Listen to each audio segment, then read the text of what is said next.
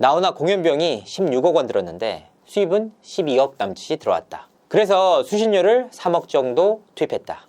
이런 것을 수신료 현실화 논리로 개발하는데 하나의 좋은 사례로 활용하면 좋겠다. 시청자 여러분 안녕하세요. 연예대통령 이진호입니다. KBS가 수신료 인상 강행에 나서고 있습니다.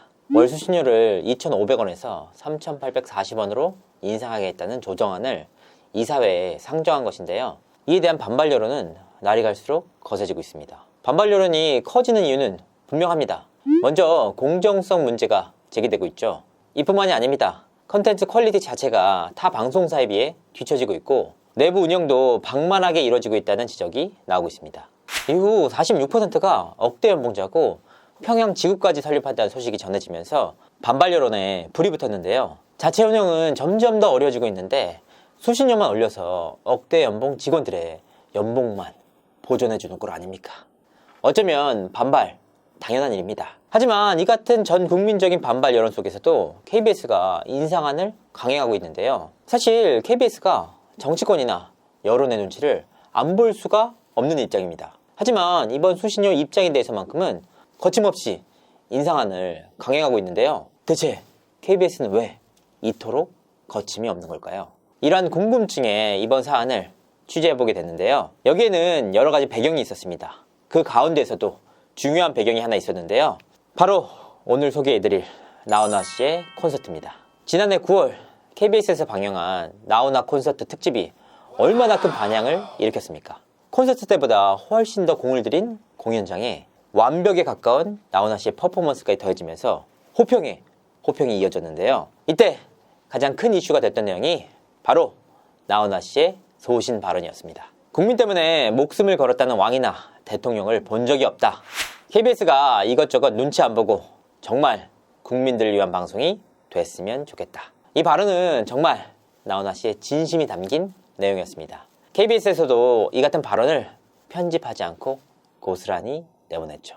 이후 정치권에서도 이 발언이 엄청나게 크게 다뤄졌습니다. 특히 야당에서는 콘서트에 대한 호평과 함께 문재인 대통령을 겨냥한 것이 아니냐라는 지적이 나왔고 여당에서는 오독하지 말라고 맞섰습니다. 그러니까 정치권에서도 이렇게 크게 다룰 정도로 파급력이 컸던 발언이었습니다. 문제는 바로 그 다음 달에 국정감사 시즌이었다는 건데요. KBS에게 있어 국정감사는 정말 긴장할 수밖에 없는 연례 행사입니다.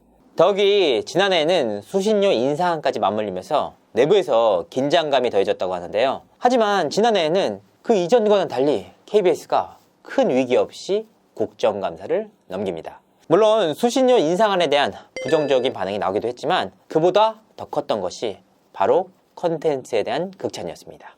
바로 나훈아 씨 콘서트죠. KBS 양승동 사장 역시 국민들에게 위로와 용기를 주는 제2, 제3의 나훈아 쇼를 만들겠다라고 밝힐 정도였습니다. 사실 이 국정감사 야당이 권력을 견제하는 입장 아닙니까? 지적하는 야당 입장에서 만족할 만한 컨텐츠가 나왔고 국민들의 입장에서도 호응도가 굉장히 높은 상황이었기 때문에 과거에 비해 훨씬 더 부드러운 분위기 속에서 국정감사를 진행했습니다. 이 같은 화기애애한 분위기 속에서 KBS 측과 여당 측은 인상안에 힘을 실어줬는데요. 당시 발언들을 소개해드리면 이렇습니다. 양 사장은 제작비를 구체적으로 말씀드리기는 어렵지만 3분의 1 정도는 광고 수익으로 확보했고 3분의 1 정도는 수신료가 들어갔다. 이에 조승래 의원은 나훈아 콘서트는 상당히 질 높은 콘텐츠였다. 여기서 수신료 등 공적 재원의 필요성이 제기된다. 이처럼 국정감사라는 가장 큰 연례 행사를 큰 무리 없이 넘기면서 KBS 측 내부에서는 굉장히 큰 힘을 얻었다고 합니다. 그러니까 통상적이라면 KBS 수신료 인상? 말도 안 돼. 절대 반대. 이런 분위기가 나와야 마땅한데 오히려 그런 질 좋은 컨텐츠 계속 만들어라. 수신료에 가치가 있었다. 이런 반응이 계속해서 이어지니까 KBS 측이 오히려 어리둥절할 정도였다고 하는데요. 결국 나훈아 씨의 소신 발언으로 인해 가장 큰 수혜를 입은 집단이 바로 KBS라는 겁니다. 여기서 끝이냐? 또 아닙니다. 지난해 12월 KBS 이사회에서 다시 한번 나훈아 씨 이름이 언급되는데요. 당시 이사회에서 한 KBS 이사는 나훈아 공연 비용이 16억 원 들었는데 수입은 12억 남짓이 들어왔다. 그래서 수신료를 3억 정도 투입했다. 이런 것을 수신료 현실화 논리로 개발하는데 하나의 좋은 사례로 활용하면 좋겠다. 수신료 현실화 논리. 결국 나훈아 씨가 또 이용당한 꼴 아닙니까? 사실 저는 KBS가 이런 기획을 성공적으로 일어났다는 것 자체가 대단하다고 생각합니다. 하지만 수신료 인상과는 별개의 문제입니다.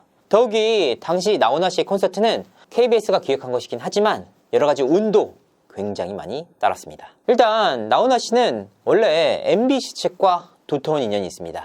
그간 방송으로 송출된 공연을 보면 거의 대부분 MBC 측에서 도맡아서 나훈아 씨의 콘서트를 송출했는데요. 하지만 2014년 MBC 리얼스토리 눈에서 나훈아 씨와 정수경 씨의 이혼 내용을 집중적으로 다루면서 나훈아 씨가 등을 돌렸다고 합니다. 이후에도 몇 번이나 MBC 측에서 나훈아 씨와 접촉을 시도했지만 나훈아 씨가 직접 거절을 했다고 합니다. 이런 상황 속에서 나훈아 씨가 대기획을 성사시킬 수 있는 유일한 선택지는 결국 KBS 뿐이었습니다. 특히나 나훈아 씨의 소신 발언 역시 KBS가 편집을 안 한 것이 아니라 나훈아 씨가 절대 편집하지 말라라고 했기 때문에 방송에 송출된 것입니다. 국민 모두가 코로나로 인해 경제적으로, 정신적으로 엄청나게 힘든 상황 아닙니까?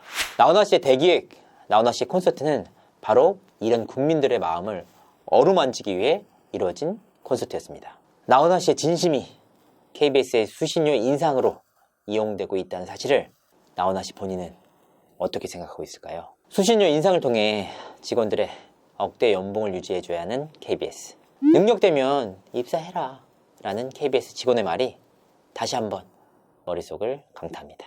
능력이 없는 제가 죄죠. 이상으로 이진호였습니다. 감사합니다.